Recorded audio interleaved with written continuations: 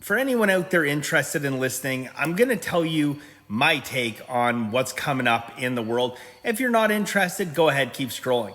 I went out and I posted this, said in the next 12 to 36 months, the US markets are going to crash hard. Now, I already had someone come out and say, wow, bold prediction, 12 to 36 months. Why not make it 10 years from now? Well, look, I'm calling for something to happen that's only happened 5 times in the past 100 years. But I said that this crash could be harder than what happened in 2007. I'm not really interested in people listening to me. I just want to come out and say all that I have to say simply so I can come back and say, I told you so. Okay? I made a lot of money the last time the markets collapsed. I didn't make it on the downturn. I made it by selling when it looked like it would collapse, and I looked like an idiot for 6 months. All the market did was go up and up and up and up, but I was sitting with a whole bunch of cash on the sidelines while everyone else was making money until it all came crumbling down. But then I was sitting in a position where I had a whole bunch of cash and the whole world was on sale. Did I buy right away? Absolutely not, because who wants to catch that falling knife? Definitely not me. But come February, about 4.5, 5 months later, I started buying, and I started buying hard. And the markets rebounded and I made a bunch of money. Well, this time I'm going to try to make a little bit of money on the downturn, and I'm certainly going to put myself in a cash position where I can make it on the uptick as well. So why do I feel this way? Well, very simple. I mean, there's a lot of reasons, but on a macro level, there's very few valuations in the stock market that make any sense, okay? I mean, if you're paying attention to what's going on out there, bankruptcies are out, default rates are climbing, big box stores are closing locations, and I said it's coming, okay? Right now, though, we are in the greed phase, okay? And you'd be foolish to try to buck the trend and try to short the markets right now.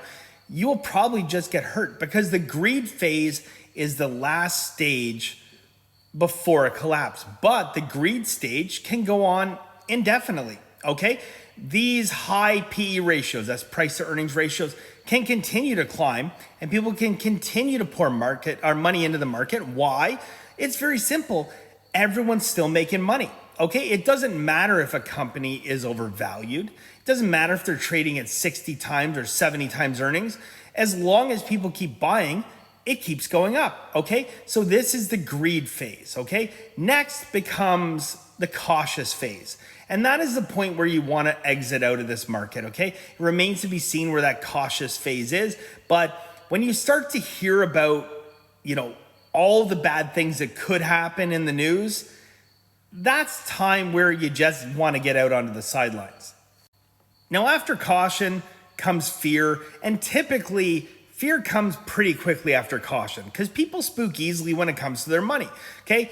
After fear comes the crash. That is when these inflated high PE ratios, these high valuations that people are paying for companies, all of a sudden people are like, I got to get the hell out of this. So really quickly, look at the valuation of the stock market, signaling overvalued. The latest value of 163% above the standard deviation is the highest in history. Yes, this is the most overvalued a stock market has ever been in the history of the modern world. Now, just based on July's S&P 500 numbers, the market is overvalued anywhere from 111% to 183%, depending on indicators, but it has never been more overvalued than it is today. So let's take a step away from the indicators and the technical aspects that all say this market is grossly overvalued. And let's take a look at Main Street. Okay, Main Street, what is going on in the US right now? Well, obviously, the tariffs are front and center. You hear about it on the news every single day.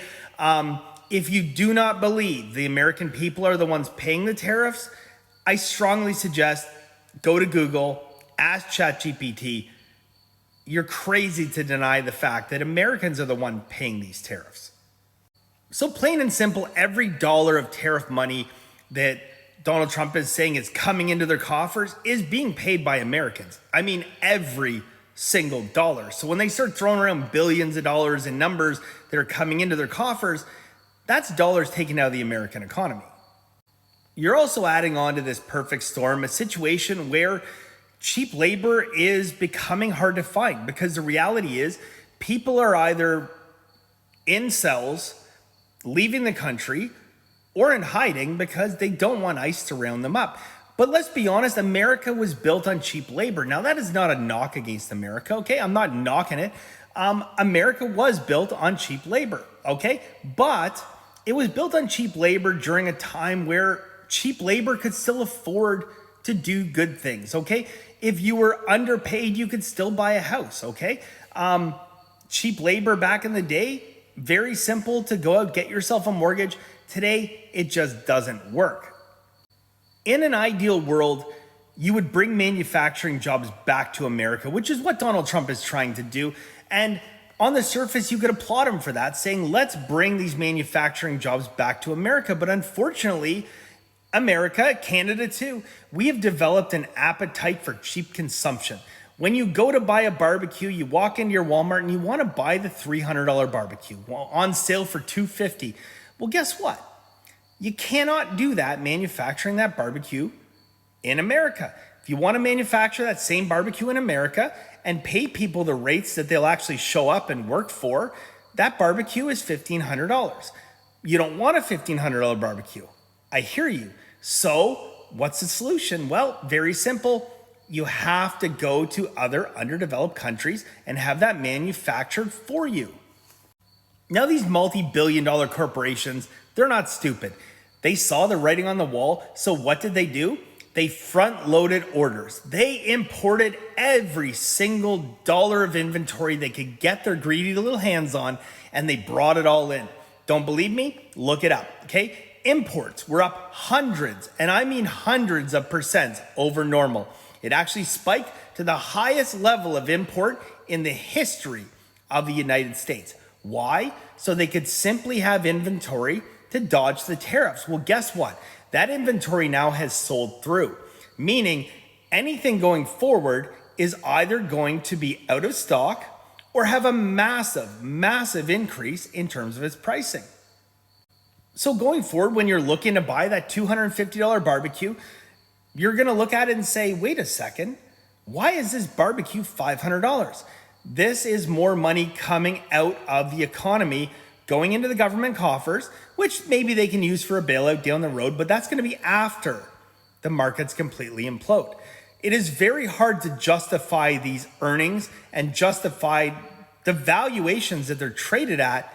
But when you factor in the point that Americans have less money to spend, how are these corporations going to increase earnings? How are they going to keep this moving forward when money's being sucked out of the economy?